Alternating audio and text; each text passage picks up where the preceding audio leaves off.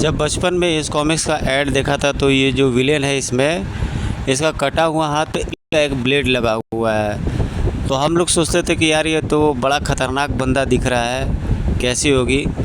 हालांकि महाकाल की जो कॉमिक्स आती थी वो भी कम ट्रेंडिंग नहीं होती थी, अच्छी कहानी और अच्छे एक्शन भी होते थे। स्क्रीन पर दिख रहा हुआ कॉमिक्स बहुत प्रयास करने के बावजूद भी आज तक नहीं मिल सका है, नहीं तो मैं इस पे वीडियो कब का बना चुका होता। क्योंकि इसमें 2 सुपर हीरो थे, पहला तो एक महाकाल थे और एक शक्तिपुत्र। इनकी कॉमिक्स की एक विशेषता होती थी कि कहानी बेहद इंटरेस्टिंग होती थी।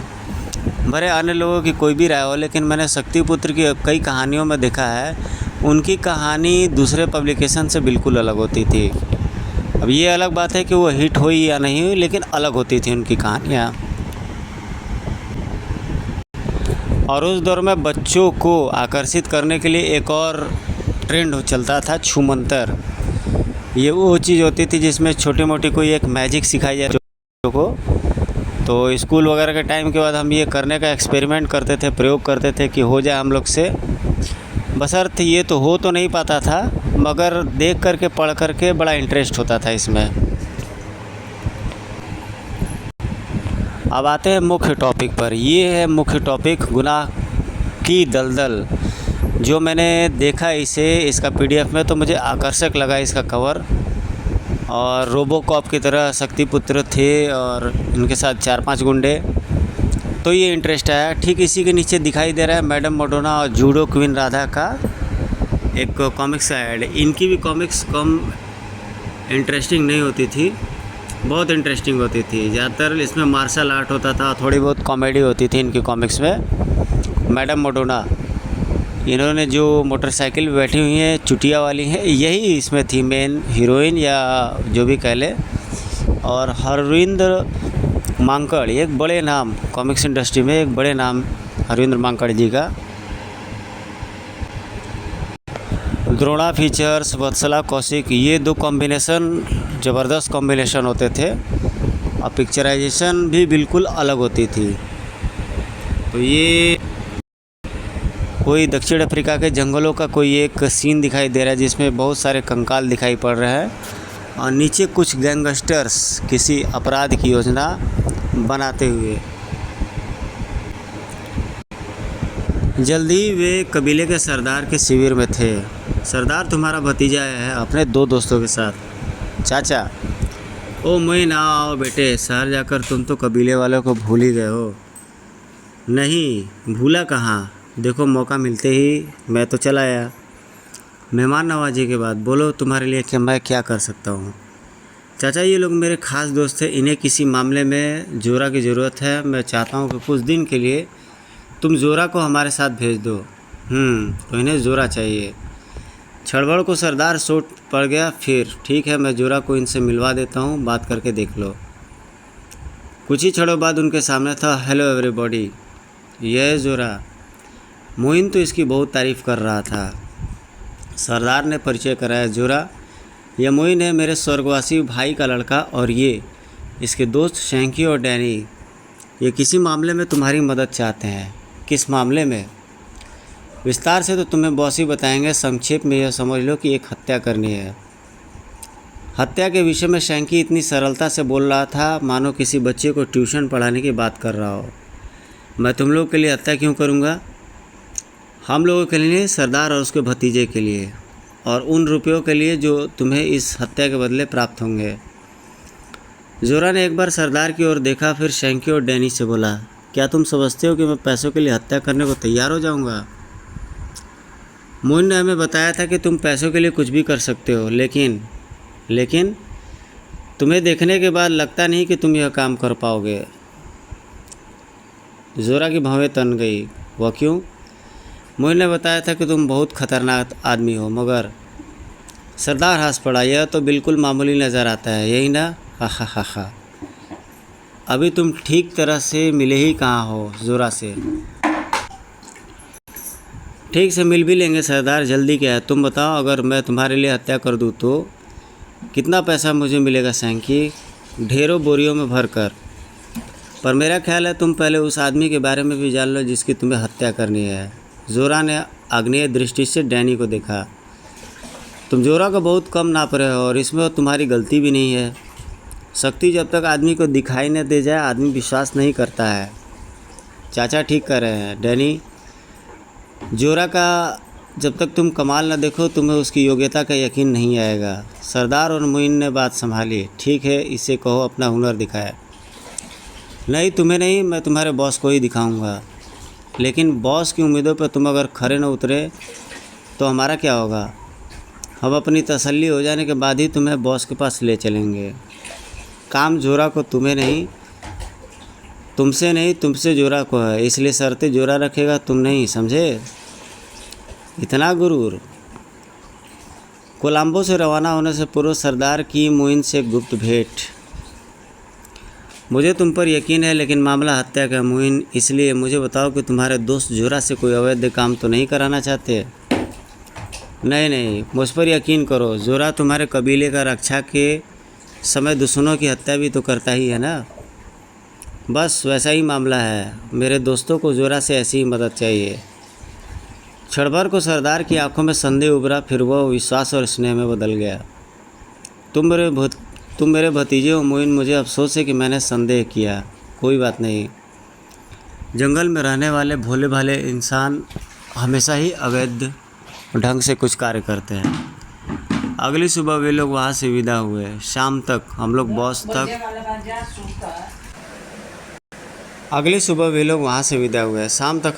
जाएंगे। इस बॉस को तुम हमेशा साथ रखते हो जोरा? हाँ, यह मेरा एकमात्र दोस्त है और मेरा हथियार भी। काफ़ी तगड़ा है, कुछ गरुड़ों की तरह शक्तिशाली। ठीक कहा तुमने। शाम को वो लोग बॉस के सामने थे। मेरे आदमी कहते हैं तुम हमारे लिए हत्या करने को तैयार हो जोरा?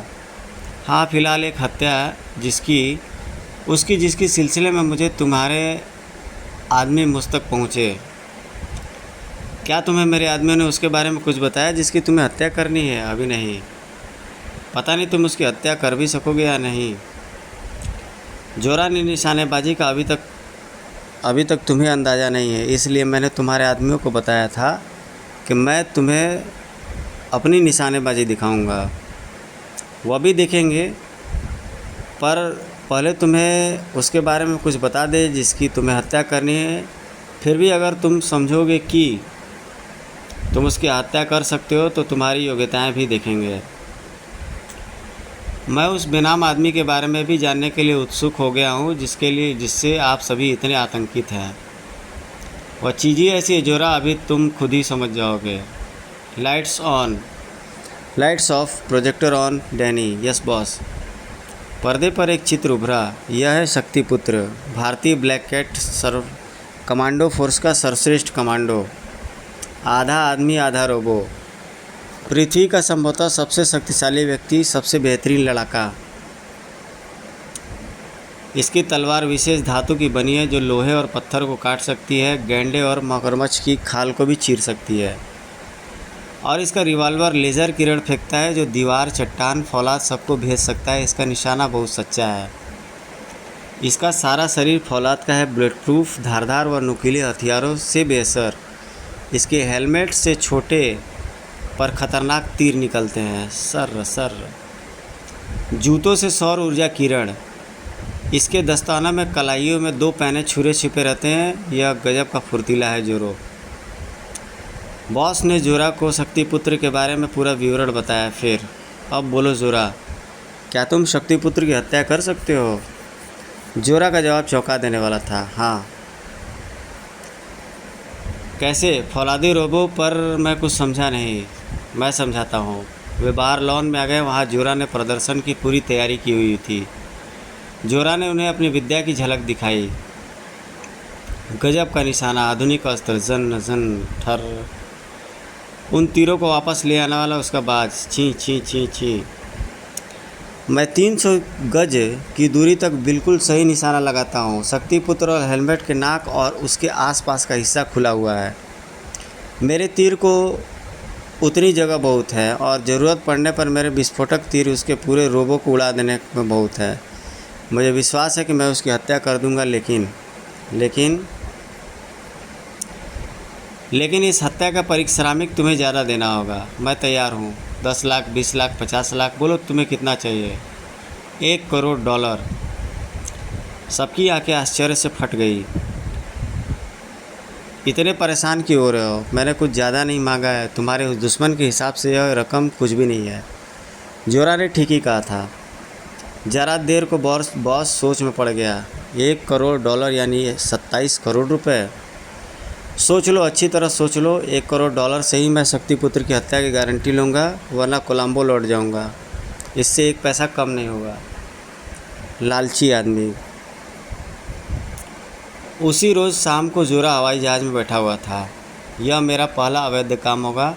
अब तक मैंने या तो फ़ौज में दुश्मनों की हत्याएं की है या कोलंबो में सरदार से मित्रता होने के बाद उसके कबीले पर आक्रमण करने वालों की, मगर अब यह बाकायदा हत्या होगी, एक गुनाह। जोरा के दिमाग में ज़रा देर को अंतर्द्वंद चला। गुनाह दलदल की तरह होता है, इसमें आदमी घुस तो आराम से जाता है मगर कभी निकल नहीं पाता है। मगर उसने जल्दी ही खुद को समझा लिया। $1 करोड़ के लिए एक गुनाह किया जा सकता है। हाँ हाँ हाँ।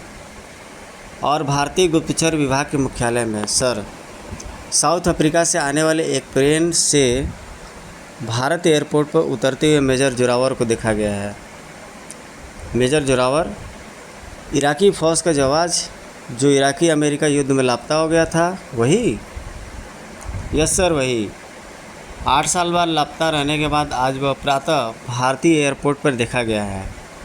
बात अटपटी तो लगती है, उसको पहले इराक लौटना चाहिए। भारत क्यों? यही तो। और उस पर भी ख़ास बात कि वह एक पालतू बाज के साथ आया है। आश्चर्यजनक। पर फिर भी वह एक भूतपूर्व फौजी है, कोई पेशेवर मुजरिम नहीं। फिर भी सर, सूचना खास लगी तो मैंने आप तक पहुंचा दी। दूसरी बात यह है कि उसके साथ एक बैग में धनुष भी कस्टम वालों ने देखा है। वह कहता है कि भारत में तीरंदाजी की प्रतियोगिता के लिए धनुष साथ लाया है। वैसे हमारा एक एजेंट एहतियातन उसके पीछे लगा हुआ है। ठीक। 2 रोज़ के बाद सर, रिपोर्ट मिली है कि जोरावर ने देवनगर में 3री मंजिल का एक कमरा किराए पर लिया है। देवनगर शक्तिपुत्र की कोठी के बिल्कुल पास ही है यह इलाका। आपका मतलब है शक्तिपुत्र के लिए? नहीं, ज़रूरी तो नहीं, पर ऐसा हो सकता है। तुम पता करो, क्या निकट भविष्य में भारत में कोई तीरंदाजी की प्रतियोगिता होने वाली है? उसी शाम शक्तिपुत्र को फ़ोन आया। शक्तिपुत्र, तुम्हारा समय आ गया है, आज या कल, बस। कौन हो तुम? फ़ोन डिस्कनेक्ट हो चुका था। कौन था यह? मजाक या धमकी? उसी रात खट शक्तिपुत्र ने बाहर झाँका। कौन है? अगले ही क्षण अगर शक्तिपुत्र सतर्क न होता तो और फ़ौरन पीछे न हो गया था तो तीर उसके चेहरे पर आ फंसा होता। खट। ओह, एक तीर और जन। शक्तिपुत्र आड़ में हो गया। उसका लेज़र रिवॉल्वर बाहर आ चुका था। तीर सामने से आए हैं पर नज़र कोई नहीं आया। कुछ क्षण शांति रही, फिर ट्रेन ट्रेन। हेलो शक्तिपुत्र, किस्मत तेज़ है तुम्हारी, मगर जल्दी आज या कल, बस। फ़ोन डिस्कनेक्ट हो गया। वही आवाज़, यानी ये मजाक नहीं था। कोई बड़ा एक्सपर्ट तीरंदाज है। कोई बड़ा एक्सपर्ट तीरंदाज है। ज़रूर सामने की इमारतों में से किसी में छिपा हुआ है, मगर किसमें? मुझे कुलकर्णी को फ़ोन करना होगा। इसके आदमी सामने की इमारतों को छान डालेंगे। शक्तिपुत्र का फ़ोन आते ही और उस पर तीरों से हुए हमले का पता चलते ही कुलकर्णी हरकत में आ गया। सेठी, मेजर जोरावर को गिरफ्तार करो। वह तीरंदाजी की प्रतियोगिता में नहीं, शक्तिपुत्र की हत्या के लिए भारत आया है। मगर आधे घंटे बाद ही। सर, मैं सेठी बोल रहा हूँ। मेजर जोरावर हमारे पहुंचने से बहुत पहले ही वह मकान छोड़ चुका है। ऐसा कैसे हो सकता है? हमारा जो एजेंट उस पर निगरानी कर रहा था, उसका क्या हुआ? सर, वह मार डाला गया। उसके सीने में एक तीर गड़ा पिला है। कुलकर्णी का दिमाग तेज़ी से काम करने लगा। वह शक्तिपुत्र की हत्या के लिए आया था। सेठी, शक्तिपुत्र कोठी के आसपास की इमारतों में ही कहीं रहेगा, तलाश करो। ओह, ओके सर, मैं करोल बाग के आसपास के सभी इलाकों में तलाश करवाता हूँ। और मेजर जोरावर उर्फ जोरा, मेरे मकान की निगरानी का मतलब ये है कि वे लोग समय से पहले सतर्क हो चुके हैं। मुझे अपनी कार्यप्रणाली बदलनी होगी। वे शक्तिपुत्र के मकान के आसपास के इलाकों पर जरूर नज़र रखेंगे। और शक्तिपुत्र, जोरावर की निगरानी करने वाले एजेंट की हत्या और उसके वहाँ पहुँचने से पहले जोरावर का मकान खाली कर देना सिद्ध करता है कि मेजर जोरावर अच्छा तीरंदाज ही नहीं, बहुत चालाक और सतर्क भी है। अब वह कभी करोल बाग के आसपास फटकेगा भी नहीं। मगर तुम ही बताओ, उसे तलाश करने का और क्या तरीका हो सकता है? तरीका ढूंढने की ज़रूरत नहीं है, हमें खुद आराम से बैठना है, वह खुद ही मुझे तलाश करेगा सर। शक्तिपुत्र का अंदाज़ा बिल्कुल सही था। हेलो शक्तिपुत्र, मुझे यकीन है कि तुम एक बार मुझसे मिलना ज़रूर चाहोगे। मरौली के जंगलों में रात को ठीक 12 बजे 2 घंटे बाद। मरौली के जंगलों में रात को ठीक 12 बजे 2 घंटे बाद। ठीक है, मैं आऊँगा और फिक्र मत करो, अकेला आऊँगा। अकेले आओ या फ़ौज के साथ, मुझे कोई दिक्कत नहीं है, मगर मैं अकेला आऊँगा मेजर, शक्तिपुत्र का यह वादा है। फ़ोन डिस्कनेक्ट हो गया। रात को 12 बजे जंगल में बुलाने का मतलब है मेजर शब्दवेदी बाण भी चला सकता है। वह अंधेरे में भी सही निशाना लगा सकता है। 15 मिनट बाद शक्तिपुत्र की कार सड़क पर थी। मेजर जोरावर, सुबह का सूरज तुझे भी नसीब नहीं होगा। और मेजर जोरावर उर्फ जोरा सारा इंतज़ाम कर रहा था। आज की रात तेरी आखिरी रात होगी शक्तिपुत्र। अभी जोरा सब इंतज़ाम करके चुका ही था कि उसे जंगल के बाहर कार रुकने की आवाज़ सुनाई दी। आ गया। मुझे तो जंगल में रहते रहते अंधेरे में देखने का अभ्यास हो गया है, पर तू मुझे इस अंधेरे में नहीं ढूंढ सकेगा शक्तिपुत्र। और अगर ढूंढ भी लेगा तो भी मैं ज़िंदा नहीं बचेगा। मैंने सारे विकल्प सोच लिए हैं और उसका समाधान भी। हा। मेजर जोरावर फौजी अफसर था और फिर जंगली जीवन में भी उसे 8 वर्षों का अनुभव था। अपने शिकार को फांसना उसे खूब आता था। वह आ रहा है। शक्तिपुत्र आ चुका था। मेजर कुशल तीरंदाज है, मुझे चौकन्ना रहना होगा। गनीमत थी शक्तिपुत्र अपने हेलमेट के शीशे में प्रवाहित इंफ्रारेड किरणों के माध्यम से अंधेरे में देख सकता था, वरना बड़ी परेशानी हो जाती है। लगता है वादे के मुताबिक अकेले ही लड़ने आया है। शक्तिपुत्र ने धीरे धीरे जोरा के इंतजाम देखे। मुझे फंसाने के लिए यह गड्ढा खोदा गया है और वह जाल भी। आदमी तो है तो बहादुर, पर फिर भी कुछ देर रुका रहूं तो पता चले कि यह वाकई अकेला आया है या सारे इंतजाम देखें। उम्मीद है कि कहीं वह भी कहीं छुपा ही होगा। देख तो ऐसे रहा है जैसे इस अंधेरे में नज़र ही आ रहा है, जैसे इसे अंधेरे में भी नज़र आ रहा है। जब जोरा आश्वस्त हो गया कि शक्तिपुत्र अकेला ही आया है तो उसने अपना कमान पर तीर चढ़ाया। अब जन जोरा को ढूंढने के लिए मुझे कोई चाल चलनी होगी। ऐसा सोचकर शक्तिपुत्र पलटा ही था कि सर, अगले ही क्षण शक्तिपुत्र की लेजर रिवॉल्वर गरज उठी और जोरावर अपनी जगह बदल चुका था। धाड़। कमबख्त की किस्मत तेज है। तुरंत ही जोरावर ने पुनः तीर छोड़ा, मगर शक्तिपुत्र को अब क्योंकि जोरावर की दिशा का अंदाज़ा हो चुका था, अतः वह सतर्क था। इसका निशाना सीधा मेरी नाक ही होता है। झुकते झुकते शक्तिपुत्र अपनी बेल्ट पर लगा बटन दबा चुका था। सर, तीर निशाने पर था, मगर जोरावर का बाज जोरावर का एकमात्र दोस्त भी था। सर, और हथियार भी। क्री क्री क्री क्री क्री क्री। निशाना लगाने का अवसर ही नहीं मिला। ओह, क्री क्री क्री क्री क्री क्री। जोरावर के तीर चले एक साथ 4, मगर वे शक्तिपुत्र की लोह देह से टकराकर बेकार हो गए। टन टन टन टन। अब इसके लिए अब साधारण तीर इस्तेमाल करना मूर्खता होगी, मगर बाज उसके कब्जे में है। शक्तिपुत्र की पकड़ से बाज छूट नहीं पा रहा था, मगर जोरावर पर आक्रमण करने का उसे अवसर भी नहीं दे रहा था। क्री क्री क्री क्री क्री क्री। आखिर जोरावर ने अपना विस्फोटक तीर छोड़ ही दिया। तीर लक्ष्य की तरफ लपका। जन। और शक्तिपुत्र उसके लपेटे में न आ सका। धाड़। कमबख्त को तो अंधेरे में भी सही सही अंदाज़ा लगा रहा है और इसे शिकारी गड्ढे की ओर ले चलूँ। जोरावर गड्ढे की दिशा में लपका मुझे गड्ढे और जाल की तरफ ले जाना चाहता है। मुझे इस बात से छुटकारा पाना होगा। बेल्ट में लगा लाल बटन दबाते ही शक्तिपुत्र की कलाइयों से चाकू बाहर आ गया और बाज का अंत भी सामने आ गया। बाज से लिपटकर शक्तिपुत्र जोरावर की ओर लपका। ऐन उसी समय जोरावर ने धुएं वाला तीर छोड़ दिया। कुछ क्षण को शक्तिपुत्र धुएं के बादलों में बुरी तरीके से घिर गया। अगर शक्तिपुत्र ने पहले से ही गड्ढा न देख लिया होता तो वह सरतिया उस गड्ढे में गिर जाता। जोरावर के एक तीर ने पेड़ पर लटके जाल की डोरे काट दी। ठक, तीर पेड़ पर लगा है यानी जाल। जोरावर का विस्फोटक तीर धाड़ धाड़ धाड़ धाड़ आ। शक्तिपुत्र को जोरावर जगह बदलता हुआ नजर आ गया। अगले ही क्षण तीर जोरावर के कंधे में था। आह, खच। जोरावर चट्टान के पीछे छुपा रहा। उफ, धनुष उठाने का मतलब है आत्महत्या करना। उसे ही आने दूँ। जोरावर अपना खंजर निकालकर वहाँ सरक गया और उसने एक टाने पर तीर बांधे हुए थे। यहाँ ठीक है।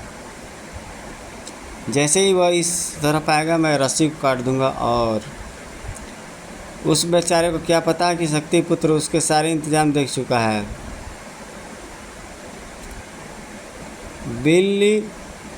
बिल्ली के चलने की आहट सुनाई दे सकती है मगर शक्तिपुत्र के चलने की नहीं, लोग कहते हैं। क्या कमाल का डायलॉग लिखा है राइटर ने। बिल्ली के चलने की आहट सुनाई दे सकती है मगर शक्तिपुत्र के चलने की नहीं, लोग कहते हैं। शक्तिपुत्र जब जोरावर के सिर पर पहुंच गया, जोरावर का कहीं पता नहीं चला। शक्तिपुत्र ने दूसरी दिशा में एक पत्थर उछाल दिया।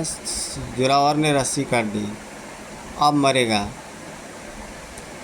मगर शक्तिपुत्र यूँ मरने वाला कहाँ था। अगले क्षण वह जोरावर के सिर पर था।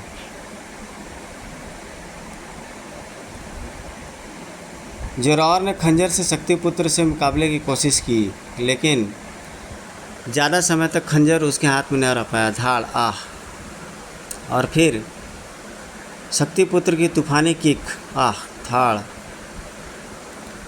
और फिर दूसरे के लिए गड्ढा खोदने वाला खुद मृत्यु गड्ढे में जा गिरा। आह, जन।